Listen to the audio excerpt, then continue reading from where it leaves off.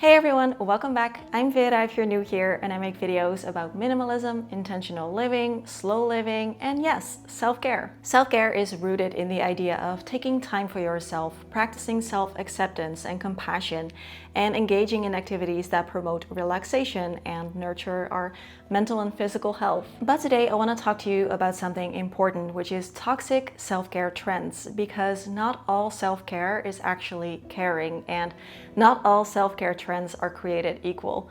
Sometimes what's being sold to us as wellness or taking care of yourself ends up doing more harm than good. So I'll be sharing 10 toxic self-care trends that I don't buy or do, and why. I want to talk about what real, genuine self-care looks like, rather than what's being sold to us or what is trending online. These trends range from possibly toxic if done the wrong way to really toxic and misleading and something we want to try and avoid.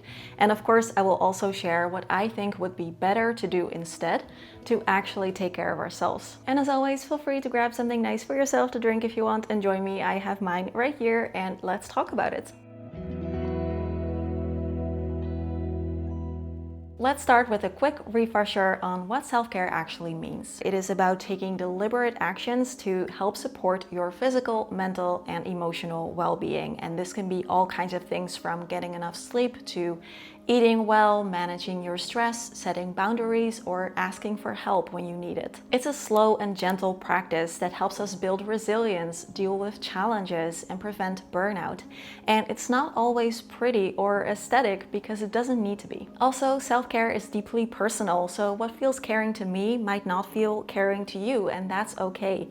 What matters is that you choose with awareness and not because of what social media or ads tell you self-care should look like. So let's start with the first toxic trend, which is commercialized self-care. Self-care is big business. According to this article, the global wellness market is now worth $2 trillion, with millennials and Gen Zers spending the most on health and wellness purchases, mainly cosmetic procedures, hair and skincare products, personal and home care products, fitness trackers, and vitamins. Now, I am all for making intentional purchases that support our health, our well-being, and also our physical appearance if that adds to our happiness. But the self-care industry loves to tell us that in order for us to take care of ourselves, we need to be spending our money. A 20-step skincare routine, laser masks, expensive scented candles, fancy journals, detox teas. It is the treat yourself mentality, but what they really want you to do is for you to treat them by giving them your money. Of course, there's nothing wrong with enjoying nice things or buying something for yourself sometimes. I have a skincare routine too. It's quite simple, but I really enjoy it, helps my skin feel good. So I'm not saying that we cannot enjoy these things. But when we start to equate caring for ourselves with buying something or only with beauty and improving our physical appearance, I think that is where this can become toxic. For me, self-care is not about consumption, it's about nurturing, and most of the self-care habits that I do every day, every week, every month are completely free, and they don't require anything that most of us don't already own. But real self-care isn't always easy to do. It might be simple, but not easy to do, especially to keep up in the long run. And so I think for many people, it's also just easier to buy themselves something nice, like a nice expensive scented candle or a skincare product to try and take care of themselves. And that is exactly why these products are marketed to us as self-care products. So instead of buying more things, try and focus on your habits and your rituals, simple actions that you can do with intention, like a walk, journaling with whatever notebook you already have, a warm shower, drinking enough water, unfollowing accounts that stress you out. I have a full video with free self-care habits that I like to do, so I will leave that for you down in the description box and right there if you want some inspiration. Number 2 is toxic positivity, or the always be happy mindset. Toxic positivity is the belief that people should always maintain a positive mindset no matter how difficult the situation is, and it rejects all difficult emotions in favor of the more cheerful and positive ones. And according to some psychologists, it can do more harm than good. I used to be someone who was more on the pessimist side of things, so I had limiting beliefs about what I would be able to do, and I tried to expect the worst so that I wouldn't be disappointed. Through the years, I have learned to be more of an optimist, glass half full kind of person. I find it very helpful to look on the bright side of life and expect good things to happen, and I would say it has made me a happier person overall. However, toxic positivity can be harmful when we try to hide our painful emotions or feel guilty for being sad or angry, or try to ignore our problems and difficult feelings. Examples could be brushing off problems instead of facing them, or hiding our painful emotions behind a mask of socially acceptable feel-good answers, or minimizing other people's emotions by telling them to look on the bright side. When I was working as a project manager, I remember the company that I worked for didn't allow us to use the word problem. Instead, we should always say challenge. And I'm sorry, but that annoyed me so much. Why can't we just say things as they are instead of needing to put a positive spin on everything? Toxic positivity can be detrimental when it shames and guilts us for authentic human emotions. We don't have to suppress or invalidate genuine or difficult feelings. True self-care means accepting the full range of human emotions, and for us to feel our difficult feelings can help us to process them and even grow from them. Part of my self-care routine now is sitting with my difficult emotions. So what I do is I set a timer and I literally sit with them for a while, just allowing myself to feel however I'm feeling. It's okay to not always be okay. Number 3, bed rotting and isolation versus setting healthy boundaries. Bed rotting is a trend where people stay in bed all day to watch shows or scroll on their phone or avoid the world, and it is often framed as self-care. And sometimes it can be, but if this becomes a regular thing, then it can turn into avoidance, loneliness, and negatively impact our mental health. It's easy to confuse self-isolation with protecting your peace, but I think real self-care leaves room both for rest and connection. It's not about avoiding discomfort altogether, but learning to set healthy boundaries to find a balance. And I'll be honest here, I love my solo recharge days. I would say like maybe once every 2 weeks or so, I spend a couple hours that day in bed just reading or playing my video game or listening to relaxing music. I close the curtains. I make it into like my own little cave, and as a highly sensitive person, that really helps me to reset my nervous system. Sometimes I don't talk to anyone for a full day, and I love that. But then the next day I go back to like my normal life, because if we do this too often, it stops being restorative and starts being isolating. So if you're drawn to that quiet cocoon of bed rotting, I really don't like that word, then that is okay. Just make sure it's actually rest, not escape. Balance solitude with connection and let rest support you, not disconnect you. Let's also talk about glow up culture. Social media is full of influencers sharing their glow up tips and tricks to get you ready for the next year or for bikini season or whatever. And of course, you can also buy all the products you need through their affiliate links. The message of glow up culture is basically that however you look right now is not good enough, and that you need to do all these things and change all these things about your appearance to improve it, so that you can feel better about yourself. This could be weight loss, skincare routines, new hair, new wardrobe, going tanning, or even cosmetic procedures, all under the guise of self-care. I don't want to shame anyone or make anyone feel bad for putting some effort into their appearance. That is totally okay. It's not a bad thing. But please know that you don't have to change how you look in order to improve your self-worth, and that true self-care starts with acceptance and caring for your inner glow. So if you do want to make changes, they can come from a place of self-love and not from this place of these impossible to meet beauty standards. And I personally believe that influencers sharing these toxic glow up videos don't really have your best interest at heart. And so for me personally, I choose to ignore anything with the word glow up in there. Retail therapy as healing your inner child. There's also a growing trend of using therapy language, things like healing our inner child, to justify impulse spending and retail therapy. And the intention might sound good, but when it's mostly about buying stuff, it kind of misses the point. It's easy to say, I bought this because I'm healing, or my inner child needed this, but really, healing is not something that you can buy, and over time this can become emotional avoidance disguised as self-care, like buying yourself 20 different Lububus and say that that is healing. I don't think that that is really helping. It's not always a bad thing to buy yourself something that your inner child would have loved. For example, I recently got this guy, and my inner 13-year-old would have loved this. I still love this. So it's okay every once in a while to buy something that is just deeply nostalgic for you in that way, as kind of like a treat. It's not a bad thing to do that sometimes. But I also know that buying is not the same as healing. If we rely on shopping to feel better, the joy fades quickly and the root issue is still there.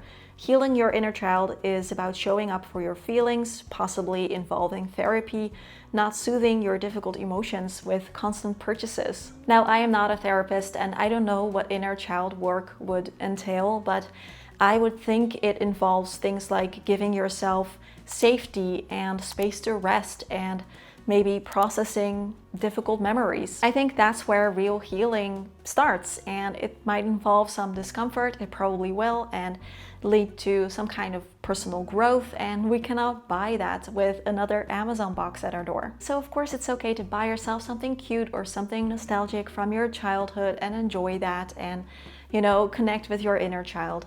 But when it's just overconsumption and excessive shopping disguised as healing, I think that's where this can become a little toxic. Number 6, hyperproductivity masquerading as self-care. This is when we turn self-care into a rigid to-do list. Wake up at 5 a.m., do yoga, journal, meditate, drink lemon water, read 10 pages, go for a walk, all before 8 a.m. That might be a little bit exaggerated, of course, but you get what I mean. When our routines become performances, they stop serving us, and we might feel guilty if we skip a day or if we change the order around. And I feel like this kind of hyper productivity disguised as wellness just feeds our burnout even more. I think it's nice to have a little routine going and to prioritize the things that we enjoy and that support us, especially in our mornings and our evenings. But there also needs to be some room for flexibility, for grace, for making exceptions. Some days you will have space for more, other days you won't. Real self-care flows with your energy. It supports you, not shames you. So one example for me is I have a few small things that I enjoy doing in the mornings and the evenings, and I just pick and choose whichever ones I'm in the mood for, whichever ones I have the time and the energy for. I do have a few non-negotiables, so for me that is not being on my phone the first 30 minutes or even better an hour after waking up. That is something that I always try to do, but the other things are kind of optional. Number 7, needing to read 100 books a year. Reading is one of my favorite self-care activities, and it has been ever since basically I was old enough to read. Reading can significantly reduce stress levels, improve emotional regulation and empathy, improve sleep, reduce depression, and so many other amazing benefits. But I've never tracked how many books I read or set goals around it, because for me, honestly, that would kind of ruin it. With BookTok and BookTube, reading can easily be turned into a numbers game. But first of all, buying books is not the same thing as reading books. And second, this can turn a deeply nourishing hobby into a source of guilt or competition. I'm a very slow reader. I recently learned this about myself, that apparently I read quite slowly, but I don't mind that because I love taking my time. I think reading doesn't have to be a race, and we don't have to have this endless stack of books that we also need to read. We can just read the one that we are reading, and when we can take our time with our books, they can have the biggest impact. If you recognize this, practice slow reading. Read at a relaxed, unhurried pace to fully absorb, reflect on, and enjoy the words, rather than rushing to finish as many books as you can. Number 8, feel-good vibes only, or self-indulgence. I think one of the key mistakes that people might make with self-care is equating it with comfort zones only. But sometimes the most caring thing you can do is to challenge yourself, to set a needed boundary or address something that you've been avoiding.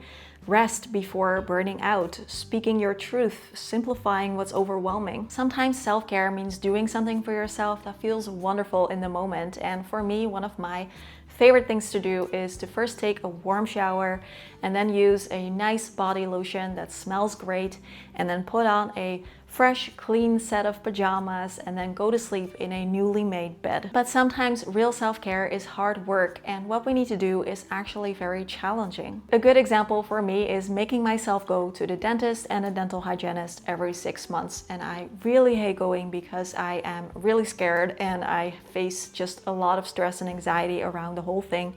But I make myself go because it is an important part of caring for myself and my dental health, even though I really would rather not. It's important to know the difference between self-care and self-indulgence and to find a healthy balance between the two. Because real self-care isn't always pleasant, but it does help to support ourselves in the long run. How I try to do this in my own life is ask myself why I don't want to do something. So why do I not feel like working out right now? Or why am I avoiding having this conversation with that person? And I use the answer to evaluate if I think it's okay for me not to do this thing right now, or if I think it would be better to push myself and do it anyway. For example, if I don't feel like working out because I'm on my period and I'm tired and I have cramps, then I'm like, sure, okay, I will skip today. But if I don't feel like working out because I feel sluggish, then I do make myself move my body because I know that this will support my health and my happiness in the long run. Number 9 is detoxes, cleanses, and health food fads. Here's something that I learned when I studied to be a dietitian that many people don't know, and that is that our body actually already knows how to detox itself. We don't need juice cleanses, detox teas, powders, extreme elimination diets to clean out our system. That is what our livers and kidneys are already doing for us 24/7 without expensive products. And if we do feel like there's something going on with our body, then I think self-care means going to a doctor and having that checked, rather than buying expensive and often unregulated supplements. Sometimes these health foods like mushroom coffee or green juice powders can be harmless to try, but not always. I have also seen some supplements with such high doses of ingredients that they could in fact be harmful. And they can promise us more energy, better skin, better gut health, but these claims can also be overhyped and under-researched. And of course, there are cases where products like these could be helpful, and if you have something like that, then that is great. As long as you feel that it's helping you, then that's the most important thing. But most of all, I think it's regular meals, rest, hydration, lots of fruits and vegetables, and we don't need expensive detox products. I can't tell you how many emails I've received for sponsorships for these kinds of products, probably because of my self-care related videos. And I've always said no because they have always been products that I'm just not sure if they would actually be beneficial for everyone watching. I think self-care when it comes to food is simple and nourishing. It's eating enough and giving our body what it needs without guilt or obsession, learning our hunger cues, and building a calm, trusting relationship with our body. And number 10, over-tracking our health. This one might be a bit controversial, and I want to start it off by saying that if you track some of these things like your sleep, your heart rate, your steps, or whatever else, and you feel like it's working for you and it's helping you, then that is great. I don't think that this needs to be a toxic self-care trend for everyone. But I have personally chosen to stay away from health tracking, and here's why. I think on the one hand, having the technology to know and have the awareness of what's going on inside of our body can be a good thing. But the wellness industry has noticed how much people love tracking things. And there are now so many ways and things that we can track with our food and our hydration and our calories burned and basically everything. And this can potentially lead to other things like stress, obsession, or in some cases, feeling more disconnected from learning our body's cues. While there can be positive benefits from using trackers, there are also studies that say that using these tools can trigger negative emotions such as frustration or guilt, make body image concerns worse, and promote comparisons and unrealistic expectations. When health tracking becomes obsessive, it can turn into a numbers game where instead of enjoying our lovely walk, we might feel like we failed because we didn't meet our step count on that walk. Or by waking up and seeing that we had a low sleep score, we might already start the day off on a negative foot. We might lose trust in our own instincts or obsess over why a certain number is down or set unrealistic daily norms. For me, I'm already someone who struggles a bit with health-related anxiety, so I choose to stay away from any wearable trackers tracking apps, etc. For me, real self-care also means having the courage to just live without tracking every bite, step, or hour of sleep, to eat a meal without logging it, to move our body because it feels good, not because your watch is counting, to let yourself simply exist without needing to optimize or prove anything. I'm curious how you all feel about this. Do you use wearable trackers, or do you track anything? Have you tracked anything in the past? What are your experiences with it? I would love to read in the comments. So I would love to read your thoughts and experiences in the comment section. Have you seen some of these toxic trends, or maybe you've seen some different ones that you can share? And what are your favorite ways to practice self-care? I would love to read in the comments. In the end, the only person who really knows what works well for you is you. So if I've mentioned something that does work well for you, then that is absolutely fine. I'm just one person sharing their thoughts. And if you feel like you could use some inspiration or some tips and tricks to make self-care into more of a habit, I have a playlist of videos where I talk about all kinds of these things, because I think self-care is one of the most important things. So I will leave that playlist for you in the description box, and also I will link it at the end screen of this video. This video was made possible by my wonderful supporters on Patreon and YouTube memberships. They help me to keep the channel going and to keep making these free videos for everyone here on YouTube. So if you would like to, and if you were able to, support my work as well and also get access to 2 extra videos every month, then I will leave my links in the description box below. You can decide if you would rather join on Patreon or on YouTube memberships. They are the same videos, the same content, so it's just a matter of which platform you would prefer. And a huge thank you to everyone who's already a supporter, and of course to all my viewers on YouTube as well. As always, thank you so much for being here. Questions, comments, conversations down below. Have a wonderful, wonderful day, and I will see you all again really soon. Bye-bye. So I'm going to tell you something really embarrassing right now, and that is that I used to also have a stuffed Pikachu back when I was younger, and I actually took it to a high school open day with me. And not like in a bag or something, like I had it out the whole time. Yeah, I did that.